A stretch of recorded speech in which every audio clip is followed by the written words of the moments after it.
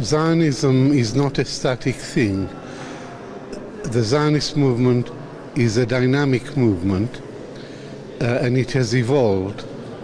And today, Benjamin Netanyahu's government represents all the most negative aspects of Zionism.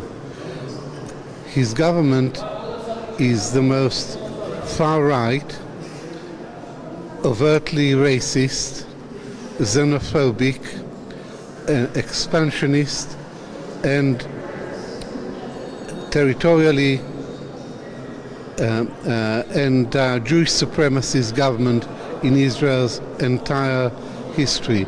So this government is one of religious Zionism, which is a very radical branch of Zionism. And his government, the policy guidelines of his government say that Jews have an exclusive right to self-determination in the whole land of Israel, which includes Gaza and the West Bank. So this government is radical. It denies any Palestinian political rights anywhere on their homeland. And your second question is about genocide. I hesitated to use the term genocide because it was the Jews who were the victims of Nazi genocide in the Second World War. But the reality today is that it is the Palestinians who are the defenseless victims of Zionism. And the Convention on the Prevention and Punishment of Genocide gives 5 criteria for what constitutes genocide, and Israel is guilty of all the acts of genocide. Also, this genocide is unusual because countries who commit Jewish genocide try and conceal it, whereas Israel's leaders keep announcing that this is what they're trying to do. They're trying to wipe Gaza off the earth. And indeed, Israel has already made Gaza completely uninhabitable. I hesitate to use the word genocide. For me, the turning point was when Israel suspended all humanitarian aid to the civilians in Gaza. So if you're trying to starve civilians to death, that's genocide. Israel has been an occupying power since 1967, and there's been the creeping annexation of the West Bank and Gaza ever since. This took the form of expanding Jewish settlements on the West Bank and in Gaza. In 2005, Israel withdrew unilaterally from Gaza, but it remained the occupying power under international law because it controlled all access to the Gaza Strip. And then Israel wrote off Gaza. Israel is not really interested in Gaza. Israel is interested in the West Bank. That is part of the land of Israel in the biblical terms that are used by people of the right. It's Judea and Samaria.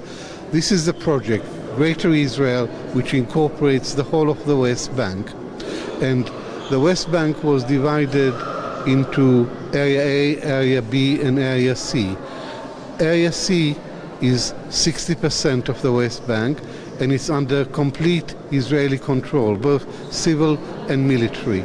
So Israel has been carrying out ethnic cleansing of Area C, but now it's encroaching on Area B as well. And the aim is to drive out all the people from the West Bank and to absorb and now to annex the West Bank. The significance of the resolution passed by the Knesset is that they want to move beyond creeping annexation and de facto annexation to legal annexation of the West Bank. That's the ultimate objective of this government.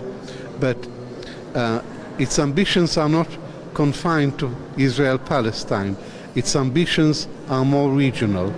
And Israel has been waging war on Iran and the axis of resistance. That's Hamas in Gaza, Hezbollah in Lebanon, the Houthis in Yemen. Israel has been attacking all of them, and especially Iran, which is the main threat. And this is part of an agenda, of an ambition to become the hegemon in the entire region, the military superpower in the Middle East. And what underlies this ambition is that it's a military supremacy without any regard for human rights, international law, or the principles of justice. It's the assertion of raw Israeli military power over the entire region. Anti-Semitism and anti-Zionism. Anti-Semitism is the hatred of Jews because they are Jews. Anti-Zionism is criticisms of Israel and especially of its policies towards the Palestinians, the occupation and the oppression and the genocide of the Palestinians. Israel has long lost the argument. Israel has lost the argument. There is no moral justification for the occupation or the oppression, and certainly no justification for genocide.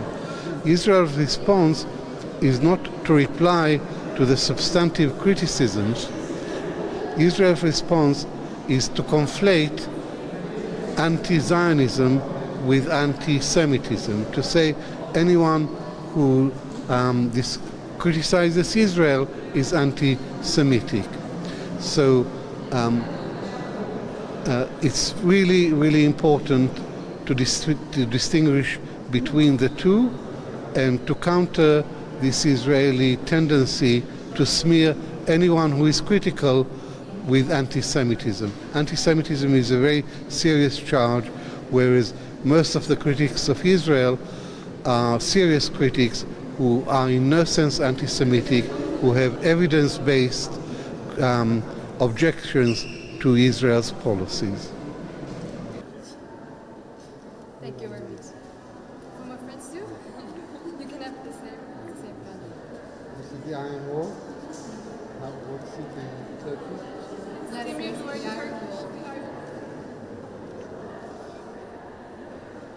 It's a big wall.